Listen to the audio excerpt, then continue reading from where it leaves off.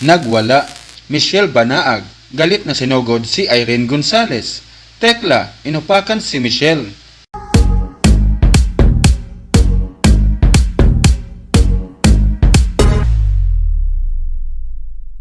Tila matindi yata umano ang naging galit ng dating ka-live-in partner ni Tekla na si Michelle Lor Banaag matapos umano itong mapasugod sa bagong bahay ni Tekla.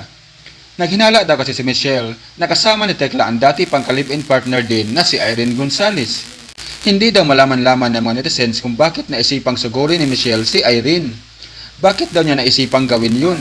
Kung gayong tapos na sila ni Tekla at galing pa mismo sa bibig niya na hindi na siya babalik pa sa nasabing TV host comedian.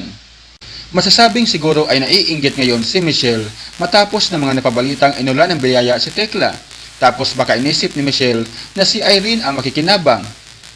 May ilan naman nagsasabi na siguro mahal pa ni Michelle si Tekla. Kaya ito at di nakatiis kakaisip na baka sina Tekla at Irene na nga ang nagsasama ngayon.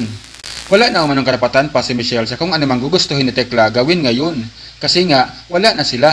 At isa pa, hindi rin sila kasal. Hindi na umano siya dapat manggulo sa buhay ni Tekla.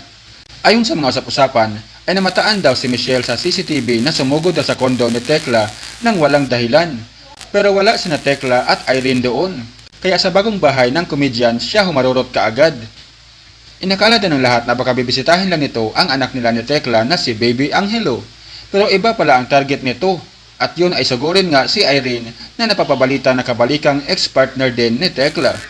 Nagkaroon umano ng gulo sa bagong bahay ni Tekla sa pagitan ni Michelle at Irene.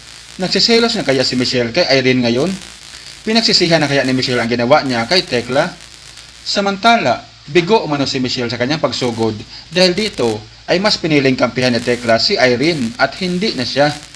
Agad pa nga daw siyang pinalabas si Tekla sabay upak na wala na tayo dahil sa kabaliwan mo. Luhaan umanong umalis si Michelle at wala na nagawa pa.